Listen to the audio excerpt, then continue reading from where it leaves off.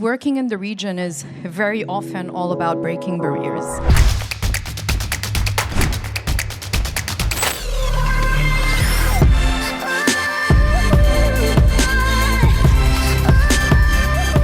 So my name's Stephanie. I'm a partner at Nua Capital. We're an investment platform with an early stage fund that's $100 million.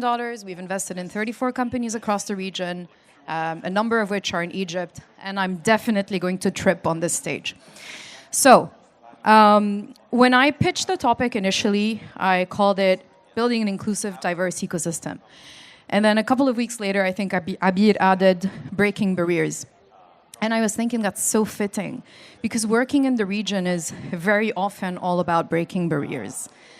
In 2007, 2008, when I started my career, so about 15 years ago, so like a whole teenager ago, I don't think a lot of people would have thought that players from a global, more developed ecosystem would come to the region to set up shop, would truly believe in the opportunity of our region and our markets, would bring in partners and hire locally. But look at us now, breaking barriers and building bridges. So why are we here? Why does diversity matter? Because diverse teams outperform. And I'm going to look at these, so sorry about that. But diversity is a catch-all, so we could talk about cultural, ethnic, and so on, but just to be super clear, I am talking about gender inclusion. And it's not because I am a woman, but also because I am a woman. It is a topic that comes up quite a bit, and I was getting really curious because I could see that there's more of us in my space, which is the tech/VC space, but we've really got our work cut out for us. There's still a lot of grounds to cover. So I've been trying to have more conversations around this, and I think it's a topic we should all be a bit more comfortable with, because it's also one that can truly transform entrepreneurship in our region. Diversity is important because it also impacts the bottom line. And I know this is not just about money, but sometimes it helps putting figures. So let's look at some figures and get a global perspective. And my figures are here. So in 2015, McKinsey looked at top quartile companies and said that these guys were 15% more likely to outperform their bottom quartile counterparts. So basically, bottom line is, more gender diverse companies at the executive level outperformed less gender diverse companies. And that figure only strengthened. So it was 15% in 2015, 25% in 2019. Startups with at least one female co-founder performed 63% better than their counterparts with an all-male cast. And this is not to say anything about, males versus females, but this is just to speak about diversity as a whole. And that's from First Round Capital. But to be honest, global female workforce participation has been on the decline. And that's partly accelerated by the pandemic, where women have had to quit or were compelled to leave their jobs. But if women were to participate identically to men in the economy, that would bring in an extra 28 trillion, just peanuts, to the GDP. In the US, women-led companies generate $2.7 trillion in revenue yearly. So that's the type of impact we can aspire to. Closer to home, in the region, we are also witnessing a transformative wave. But let's be honest, this is a much smaller ecosystem, so sometimes it's hard to look at the numbers, but let's do that anyway. It's going to be a little bit painful, but some numbers will surprise you. In 2022, and again, the whole point of this is not to say, oh no, this is looking really bad. It's just to kind of do a small checkpoint, because I think we are at the cusp of a once-in-a-generation opportunity. And you're not just, passively watching, you're all participants, you're all authors in this. So in 2022, the World Bank reported that female workforce participation in the MENA was just under 20%. That's one of the lowest rates globally.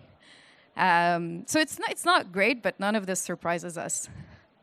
That's 60% for Qatar, 55% for the UAE, 48% for Kuwait, 29% for Lebanon, 28% for Saudi, which in 1990 was at 14%. 28% is 2% shy of 30. which is their goal for Saudi Vision 2030. We're in 2024. 15% for Egypt and Jordan. 19% for the West Bank and Gaza. Yeah. So we're not surprised, right? We know we've got our work cut out for us. But this might surprise you. In comparison, 34% in Egypt and Saudi and 56% in Oman of STEM graduates are women, versus 22% in the US and 34% in Europe. So transformational wave. So we've got some of the highest rates of women STEM graduates worldwide, but this hasn't yet translated into active workforce participation. So what else is happening? A whopping $575 billion is left on the table yearly in the MENA due to legal and social barriers that exist for women and as women try and access jobs. Because it is a question of access. When we look at the numbers in the tech/VC ecosystem, we can see that women have raised a measly 0.5% of MENA funding in 2023. That's not great.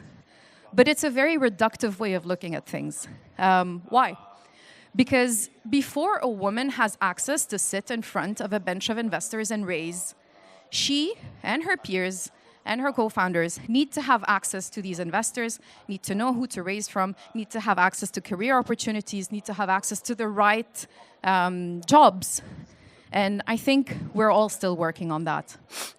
So what's happening? Governments and communities around the region are setting policies, but also a lot of massive initiatives, which I think are starting to bear fruit, to increase diversity across the stack, so across the value chain.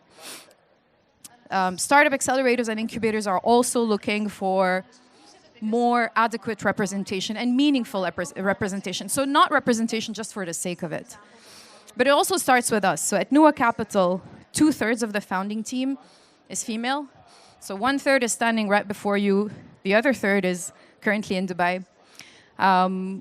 Diversity is very important for us because we're a MENAT investor, so that's a massive market. So diversity is at the core of our operations. So we look to partner with the right founders and the right investors. And I'm so happy to say this because I work closely with our investors, and I can tell you that the gender diversity across their teams is unparalleled. I don't think this was the case 5 to 7 years ago, let alone 3 years ago. And they're all powerhouses. We've invested in diverse teams, so Velio, Zest Equity, UsersDot, Okoza, to name a few. But equally as importantly, the teams we've invested in are growing more diverse. And here's a number I actually think is fascinating. Out of our 34 or so portfolio companies, 20 employ around 1,000 women. 20. That's on average 50 women per company, which is unheard of for large companies, let alone startups. One of these companies quadrupled the number of women it has on its team in the last 2 years. So it is doable, right? I want to pause a little bit and maybe end this, because I know we're a bit short on time, on role models. Because I think it's super important to have the right role models, and I'm confident that I'm surrounded by a bench of role models and role models in the making. And I'll name a few that I personally know. So Nora Sarhan, CIO at SVC, Haifa Al-Mukbil,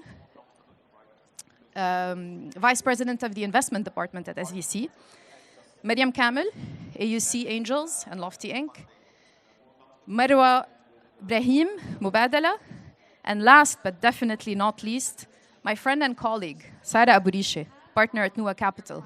She leads on all investments. So I want to leave you with this. I think right now, as we're all authoring this ecosystem, and let me tell you this, because we're about to publish something on the growth of the ecosystem. The rate of growth of our ecosystem has more than doubled. So the measures we all collectively put in today in building a more inclusive and a more adequate environment for everybody will really bear fruit. Because we're not growing at the same rate that we were 10 years ago. We're growing at least twice, if not 3 times as fast. And I'll invite you to nuacapital.io to check out the report we're about to release in the next few weeks. Thank you.